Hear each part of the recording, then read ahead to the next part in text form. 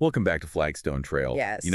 We're hiking through Robert Greene's 48 Laws of Power. We are. And I'm always struck by how these laws aren't just dusty old history lessons. Right. They're like a user manual for navigating the power dynamics of everyday life. Absolutely. And I think that's why they continue to resonate with people today. Yeah. Whether it's in the workplace and relationships or even in social situations, these laws offer insights into the often unspoken rules of the game. Okay, so let's get down to business. Okay. Today's deep dive is on Law 28.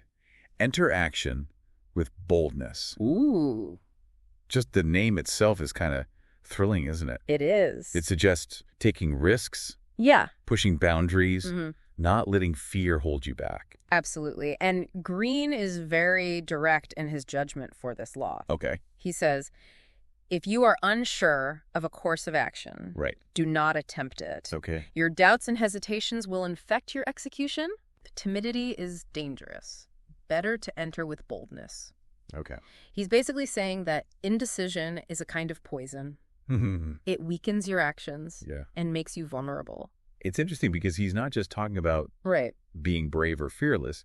He's talking about being decisive. It is about that. Yeah, it's about committing to a course of action. Exactly. And executing it with confidence, even if you're not 100% certain of the outcome. And I think that's where the calculated part of calculated risk-taking comes in. Yeah. It's not about being reckless or impulsive. It's about weighing the potential rewards against the risks. Okay. And then if you decide to move forward, doing so with conviction.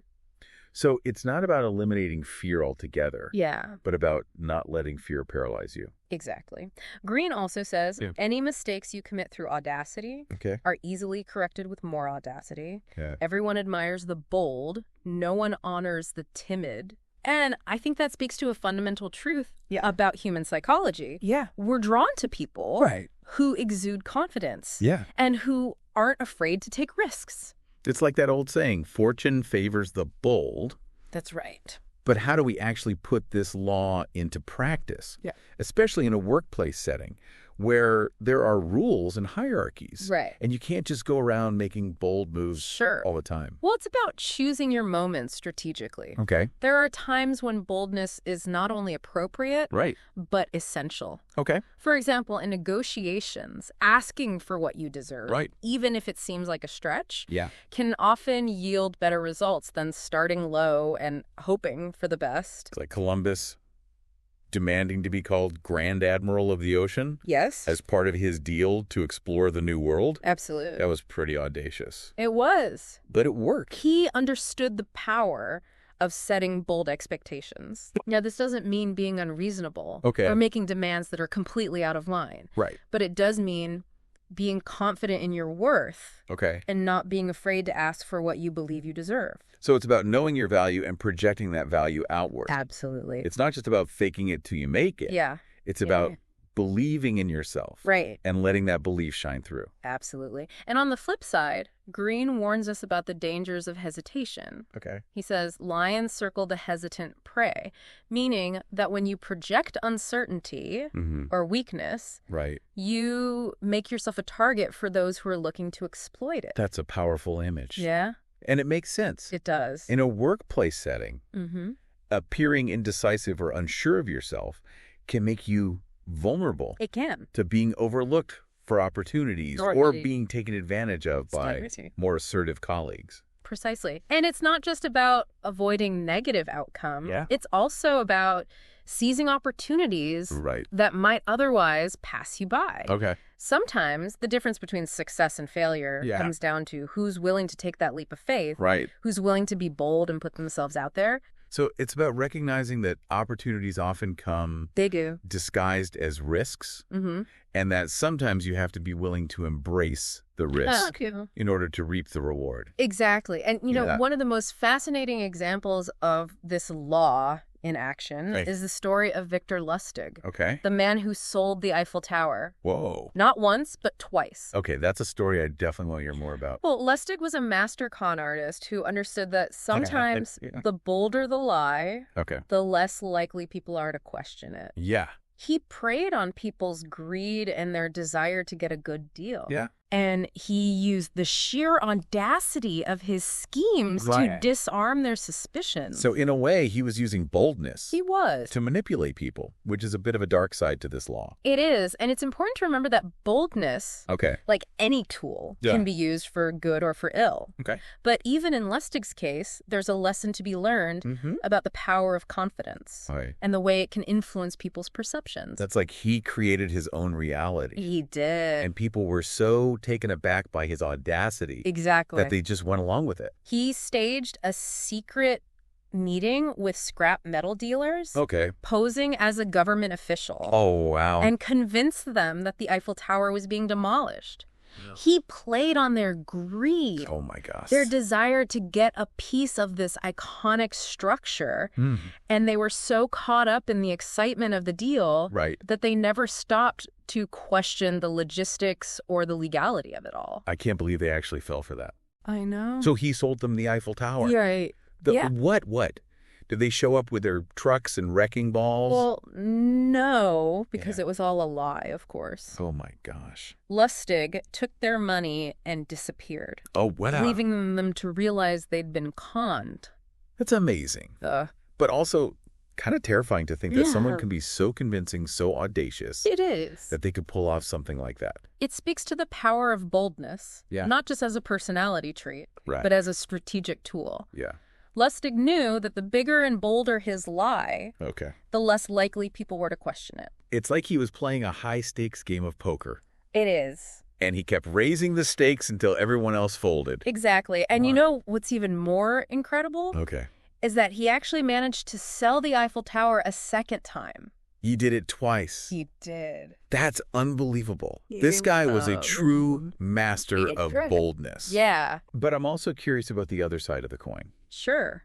We've talked about the dangers of timidity, but can being too bold also backfire? Absolutely. There's a fine line between confidence and arrogance. Between boldness and recklessness. And if you cross that line, you can end up alienating people, damaging your reputation, and ultimately undermining your own goals. So it seems like the key is to find that sweet spot. That balance between being bold enough to seize opportunities, but not so bold that you become reckless or alienate people. Exactly. And I think one way to find that balance is to really understand the context of the situation. Who are you dealing with? What are the stakes? What are the potential consequences of your actions? Like being a good chess player.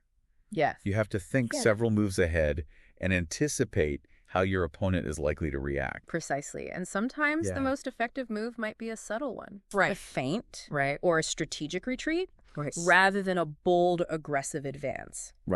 Remember, boldness isn't just about making grand gestures or taking huge risks. It's also about making smart decisions and choosing your battles wisely. So it's not just about being fearless. It's about being strategic. Exactly. Now, you might be wondering if boldness can be so effective. Are there times when timidity can be a useful strategy? That's an interesting question. I would think that in most cases, boldness would be the preferred approach. But I can see how there might be situations where appearing timid or hesitant could actually work in your advantage. Absolutely. Think about the story of the young Ivan the Terrible. He was surrounded by powerful boyars who underestimated him, thinking he was weak and timid. They saw his quiet observation as a sign of weakness. But it turned out to be a brilliant strategy, right? Yes. He was actually biding his time, learning their weaknesses, and waiting for the perfect moment to strike. Exactly. And when he did strike, he did so with such boldness and ferocity that it sent shockwaves through the court. Wow. He had the leader of the Shrewsky clan, one of the most powerful boyar families, arrested and killed. Wow. This decisive act, after years of seeming timid, consolidated his power and sent a clear message. He was no longer the boy they could control. That's a pretty extreme example, though. I don't think anyone's recommending we go around ordering executions of course not. In the workplace. But the principle holds true. Sometimes feigning timidity, appearing less threatening or ambitious, can lull your opponents into a false sense of security. Okay. It allows you to fly under the radar, gather information. And then, when the moment is right, make your move with decisive boldness. So even timidity, when used strategically, can be a form of boldness. Yeah. It's like a martial art, using your opponent's strength against them. Precisely. And it's important to remember that power dynamics are fluid, constantly shifting. Okay. What works in one situation might backfire in another. Yeah. The key is to be adaptable, to read the room, and adjust your approach accordingly. It sounds like Law 28 is really about mastering the art of calculated risk-taking, knowing when to push boundaries and when to hold back, when to be bold and when to be subtle. It's about having a whole arsenal of strategies at your disposal and knowing which one to use in each situation. Exactly. And I think it's also about understanding the psychology of boldness. Yeah. How it can influence perceptions. Disarm opponents. And create opportunities where none seem to exist before. Thinking back to the example of Victor Lustig in the Eiffel Tower, it's incredible how he used boldness to manipulate people's perceptions of reality. He did. He basically created a fantasy so compelling that people were willing to suspend their disbelief and hand over their money. It's true. And it's a reminder that boldness can be a double-edged sword. It can be used to inspire, to create, to achieve great things. But it can also be used to deceive, to manipulate, to take advantage of others. So it all comes down to intent. It does. To how you choose to wield this power. Exactly. And that's why I think it's so important to be mindful of the ethical implications of Law 28. Boldness. When used for selfish or unethical purposes, can lead to disastrous consequences. Like any powerful tool, it can be used. For good or for evil. It all depends on the person wielding it. Exactly. And that's why self-awareness is so crucial. Okay. If you're going to embrace boldness, you need to be honest with yourself about your motivations. Are you doing this to help others, to make a positive impact on the world? Or are you doing it for personal gain, for power, for ego gratification? That's a really important point. It's easy to get caught up in the excitement of being bold, of taking risks. But if you're not careful, you can end up losing sight of your values and crossing ethical lines. Exactly. And that's why I think it's so important to have a strong moral compass, a set of guiding principles that you can always fall back on, even when you're feeling tempted to take shortcuts or make compromises. So it's not just about being bold. It's about being bold with integrity. Precisely. And I think that's a much more sustainable and fulfilling path to power than one based on manipulation or exploitation. It sounds like Law 28 is really about more than just being audacious or taking risks. It's about cultivating a certain mindset, a way of approaching the world with confidence, with decisiveness, with a willingness to step outside of your comfort zone and embrace challenges. Absolutely. And I think that mindset can be incredibly empowering, not just in the workplace, but in all areas of life. Now, we've talked a lot about the benefits of boldness, but I'm also curious about the potential pitfalls. Are there times, of course, when being too bold can actually backfire? Of course. As with any powerful tool, there are risks involved. One of the biggest dangers of excessive boldness is that it can lead to arrogance. When you start to believe your own hype, when you become overconfident in your abilities, that's when you're most likely to make mistakes. It's like that saying, pride comes before the fall. Exactly. And I think that's particularly true when it comes to boldness. When you become addicted to bold moves, when you start to believe that you're invincible, that's when you're most likely to overreach and make a critical error. So it's about finding that balance. Again, being bold, but also being humble, recognizing your limitations and being willing to learn from your mistakes. Absolutely. And it's also about being aware of the potential consequences of your actions. Boldness can be exhilarating, yeah, but it can also be destructive. Right. It's important to think about the impact your actions might have on others, not just on yourself. So it's about being responsible. It is. With your boldness, not using it to harm others. Right. Or to advance your own interests at the expense of others. Precisely. And I think that comes back to the idea of having a strong moral compass. Mm-hmm. If you're grounded in your values, right, if you have a clear sense of right and wrong, then you're less likely to let your boldness lead you astray. It sounds like Law 28 is really a call to action. It is. Not just to be bolder, but to be better. Right. To use our boldness to make a positive impact on the world, to create something meaningful, to leave a lasting legacy. I love that way of putting it. Boldness with a purpose. Yeah. That's what truly separates the great from the merely audacious. And, as we're talking about the potential pitfalls of boldness, I can't help but think of some historical figures who let their boldness get the best of them. People like Lola Montez and Ivan the Terrible, who started out strong, but then let their power and their boldness corrupt them. Those are great examples. Lola Montez was a 19th century actress and dancer who used her charm and her audacity to climb the social ladder, even seducing the king of Bavaria. Right. But her boldness eventually became her undoing. She became too reckless, too arrogant, too caught up in her own power. And she alienated those around her, leading to her downfall. And Ivan the Terrible is a classic example of how unchecked boldness can morph into tyranny. His early boldness helped him secure power, but then it became twisted, leading to paranoia, violence, and ultimately his own self-destruction. It's a cautionary tale about the importance of self-awareness, of recognizing when your boldness has crossed the line into recklessness or cruelty. So it seems like the key takeaway here is that boldness is a powerful tool. It is. But it's a tool that requires careful handling. Right. It's not something to be used lightly. Right. Or without consideration for the potential consequences. Exactly. And it's important to remember that boldness is not a one-size-fits-all solution. There are times when it's the right approach, and times when it's better to be more cautious, more strategic, more subtle in your approach. So it's not just about being bold. It's about being smart about your boldness. Yes. It's about having the wisdom to know when to use it and when to hold back. Exactly. And I think that wisdom comes from experience.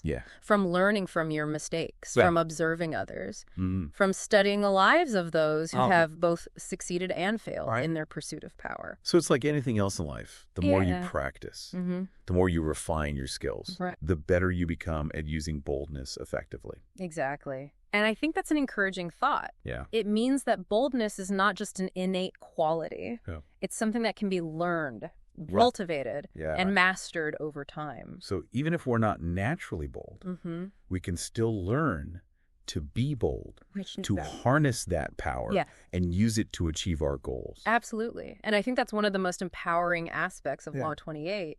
It reminds us that we're not limited by our perceived weaknesses, that we can overcome our fears and our insecurities and step into our power. So it's not just about external actions. It's about an internal transformation. It is. It's about cultivating a mindset of boldness, a belief in our own abilities, a willingness to take risks, and push beyond our comfort zones. Precisely. And I think that mindset can have a ripple effect, not just on our own lives. But on the lives of those around us. It's like that quote, be the change you want to see in the world. Exactly. When we embrace boldness, when we lead with courage and conviction, we inspire others to do the same. And that's how we create a world where anything is possible. So it's not just about personal gain. It's about creating a better world. A more just and equitable world, a world where everyone has the opportunity to reach their full potential. I love that. Boldness for the greater good. That's a truly inspiring vision. As we wrap up our discussion of Law 28, I'm wondering if you have any final thoughts or key takeaways that you want our listeners to walk away with today. I would say this. Boldness is not just about being fearless or taking risks. Right. It's about being strategic, about understanding the psychology of power, about choosing your moments wisely, and about always acting with integrity. It's about using your boldness to create positive change in the world, not just for yourself, but for others. And remember, boldness is not a destination. It's a journey. Right. It's a process of continual growth and learning. Beautifully said. Thank you. And I think it's a journey worth taking. Now, before we move on, I want to circle back to something Green mentions in the book, which is the idea of feigning timidity as a strategic tool. Yes, a fascinating concept. It's like playing possum, appearing harmless or even weak in order to disarm your opponents and gain an advantage. It seems a bit counterintuitive. It does. Considering we've been talking about the importance of boldness. Right. But I could see how it could be effective in certain situations. Absolutely. Think back to the example of young Ivan the Terrible. Okay. He allowed the boyars to underestimate him. Right. Think he was a timid child? Yeah. And then when they least expected it, he struck with devastating force. It's like that element of surprise in martial arts. It is. You let your opponent think they have the upper hand. Right. And then you use their own momentum against them. Precisely. And I think that's the key to feigning timidity effectively. It's not about actually being timid. Right. It's about creating a perception of timidity. Yeah. A carefully constructed facade that allows you to gather information, assess the situation, and then make your move when the time is right. So it's like a form of strategic deception. It is. But one that requires a great deal of skill and self-control. Exactly. And it's not a tactic to be used lightly. Right. It requires a deep understanding of human psychology, a keen sense of timing, and a willingness to play the long game. It also seems like it could be ethically questionable if used in the wrong hands. Absolutely. Like any form of deception, it can be used for good or for ill. Right. It all comes down to intent and execution. So it's a tool that should be used with caution and discernment, always with the greater good in mind. Exactly. And I think that's a good note to end on. Boldness, in all its forms, is a powerful force that can be used to achieve great things, but it's a force that must be wielded with wisdom. Right. With integrity. And with a deep sense of responsibility. It's fascinating to think about how even the appearance of timidity can be a powerful tool. It is. When used strategically. It's like a game of chess where every move, even ones that seem passive, can be part of a larger strategy. Exactly. And it highlights the importance of not judging a book by its cover. Right. Someone who appears timid or hesitant might actually be incredibly cunning and calculating, biding their time and waiting for the perfect moment to strike. So it's a reminder to be observant, to pay attention to the subtle cues and signals that people are sending, even if they don't seem overtly bold or assertive. Precisely. And it's also a reminder that power dynamics can be incredibly complex and nuanced. What appears to be weakness on the surface might actually be a carefully calculated strategy. It makes you wonder how many times we might have misjudged someone. It does. Or underestimated their potential because we were too focused on outward appearances. That's a great point. It challenges us to look beyond the surface, to consider the motivations and strategies that might be at play beneath the facade. So it's not just about being bold ourselves. It's not. It's also about being able to recognize boldness in others. Yes. Even when it's disguised or concealed. Exactly. And I think that's a valuable skill to cultivate, not just in the workplace, but in all areas of life. You know, as we're talking about all of this, I'm realizing that Law 28 is really about more than just taking risks or being audacious. It's about cultivating a certain mindset, a way of approaching the world with confidence and purpose. I agree. It's about recognizing that we have more power than we realize and that we can choose to use that power to create the outcomes we desire. It's about stepping out of our comfort zones, challenging the status quo, and not being afraid to make our voices heard. Exactly. And it's about being willing to fail, to make mistakes, and to learn from those experiences. Boldness is not about perfection. It's about progress. So it's about embracing the journey. It is. Not just the destination. Absolutely. And it's about recognizing that the journey itself is where the real growth happens. Now, we've talked a lot about how Law 28 can be applied in the workplace and in other areas of life. But I'm also curious about how this law can help us on a personal level in terms of our own self-development and growth. That's a great question. I think Law 28 challenges us to confront our own fears and insecurities, the things that hold us back from living our lives to the fullest. It's about recognizing that we often limit ourselves more than anyone else does. Precisely. We create these self-imposed boundaries, these stories we tell ourselves about why we can't do something or why we're not good enough. And Law 28 is like a wake-up call. Yes. A reminder that we have the power to break free from those limitations and create the life we want. Exactly. It's about embracing our potential, stepping into our power, and not letting fear dictate our choices. So it's about cultivating that inner boldness. It is. That belief in ourselves and our ability to achieve great things. Absolutely. And I think that inner boldness is what ultimately allows us to take risks. To pursue our dreams and to make a meaningful impact on the world. It's like that quote by Marianne Williamson. Our playing small does not serve the world. There is nothing enlightened about shrinking so that other people won't feel insecure around us. I love that quote. It's a powerful reminder that we are all capable of greatness and that the world needs us to shine our light brightly. So Law 28 is not just a strategy for success. It's not. It's a philosophy for living a more fulfilling and meaningful life. Exactly. It's about embracing our power, our potential, and our purpose. And it's about using that power to create a world that is more, more equitable and more beautiful for everyone. Beautifully said. And I think that's a perfect note to end on. And that's it for today's Flightstone Trail discussion. We appreciate your listenership. Until next time. Remember to be bold, be strategic, and always keep those 48 laws of power in mind.